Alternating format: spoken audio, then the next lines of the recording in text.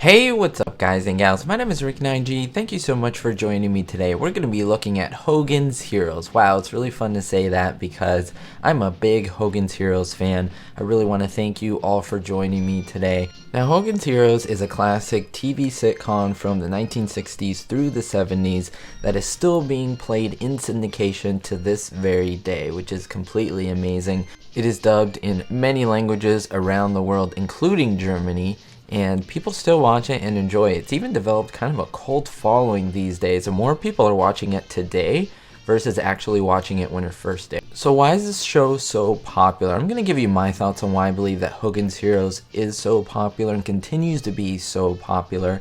And I think that is something, these 5 things are pretty much missing in a lot of the TV shows that we see in today and age. So let's go through the list. I would love to see your list down below. What are the 5 main things that you believe made this show successful? Now, before I begin, I do want to summarize what Hogan's Heroes is. Hogan's Heroes is set in World War II. I want to clarify that this is a prisoner of war camp show. That's the setting. It is not a concentration camp. The actors would regularly say this.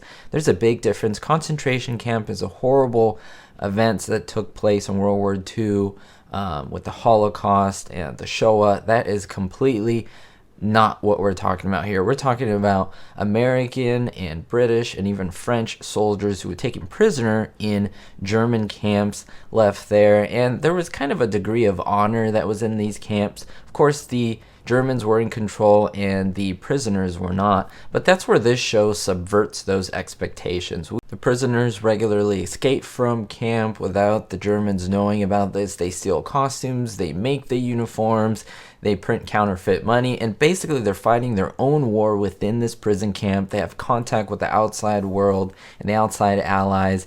It's pretty hilarious. They sneak people into the camp and then they sneak people out back into safety, and they stay there. They don't escape because they're of course the heroes. Now, what's great about the show also is that you can watch episode 100 or you can watch episode 2, and there's no continual storyline, which I know is kind of weird for today and age, but back then it was pretty awesome because what you can do is you can watch any episode, just jump right in, and everything would be explained. There wouldn't be anything that you would miss from the last episode. So every episode is independent from each other, although it is the same topic and the same actors, obviously. And let's begin with the number 5 reason and work all the way down to number 1. The number 5 reason to me is that this is primarily a comedy, a sitcom. And that is completely the opposite expectations that you will have for the show. I mean, this is one of the first, if not I could argue, the first show that focused on World War II, a TV show, but made it comedic. That in itself is a very novel idea, something that's not even really done today. Later we see MASH popularize that, but then this follows Hogan's Heroes. So Hogan's Heroes was the first one who really made that impact. It's very ironic topic, war, and funny. It kind of seems like it wouldn't even work, but it really does. I'll tell you why it works in a little bit. It's really ironic and fun, and it grips you the moment that you start watching it. Number 4 is the topic of World War II. I mean, think about it. There aren't many TV shows, even sitcoms, that focus entirely on World War II. Now, you're put right in the middle of Germany. You have American, British, and even French soldiers in a prisoner of war camp around you. You have Germans surrounding them. And so you have very authentic type things. You see the prison camp. You see sabotage. You see actual historical events connected to the show, and you think, well, how come this raid was successful, D-Day and so forth? Well, that's because Hogan's Heroes secretly in the prisoner of war camp helped out that operation. Why were there so many printed marks that were out there? That is German money. Why did it inflate so much? Because the prisoners down below under the prison camp were printing counterfeit German marks. It's a hilarious premise.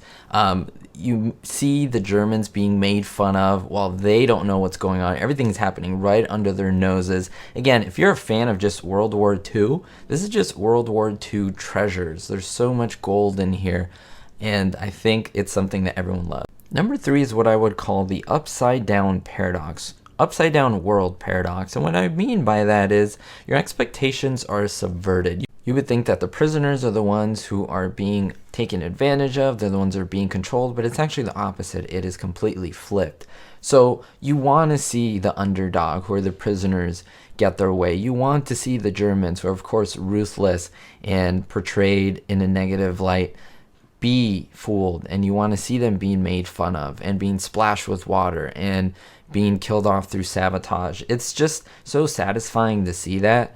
It just makes everyone want to watch it. You want to watch more and more. And again, the more you watch it, you want to see, well, how else can this paradox be shown throughout the different courses of the episode? Now we're getting to the last two, and these are very specific to the show, and that is these actors. These are brilliant actors, guys and gals. Of course, you have Bob Crane heading up the show. He is great as Colonel Robert Hogan. In my opinion, he's not that great when he gets upset. Look at his scenes. They're not very believable, but when he becomes a leader and when he's making fun of the Germans, when he's kind of manipulating Klink and even the generals, General Burkhalter, who is above him, it is fantastic to see him. There's just this magic and this chemistry. Of course, you have Colonel Wilhelm Klink, played by Werner Klemperer, who is astonishing. He won Emmys for this TV show, and rightfully so. He was amazing in this. Let me also add that most of the Germans in this were actual Jews, practicing Jews, who obviously were not in favor of the Nazis at the time. A lot of them were okay with playing the part. Why? Well, because they wanted to see themselves acting it as the villain and seeing them being defeated, seeing them being destroyed, quote unquote. We have Robert Clary playing LeBeau, who was a real concentration camp survivor from Dachau. So it's pretty amazing to see all these actors who were connected with actual World War II events and have all this history coming together for the show, and that creates some type of authenticity that is amazing. Of course, I can't forget Leon Astin, who played an amazing Colonel Burkhalter. He was just amazing to see him getting so upset and getting derailed every single episode. And then, of course, the lovable John Banner, who played the loveliest German that you could love. How can you not love this guy? A lovable Nazi, right? It doesn't make sense, but when you watch the show, it works. It really does work. They always make the fool out of him. He's a little bit of a buffoon, and it's just fun to watch. It's fun to watch. These guys were amazing. They were professionals.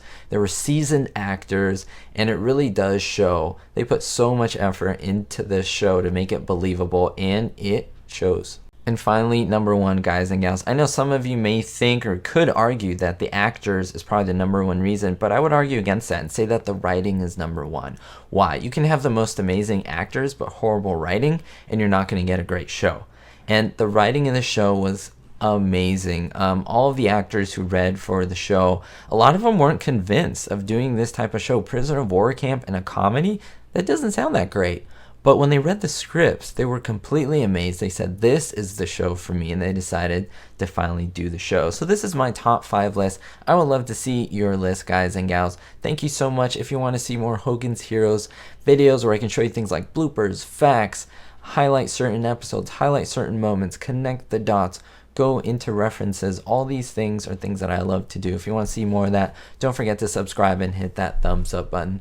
We'll see you next time, and don't forget to stay positive, always better yourself, and most importantly, be hopeful.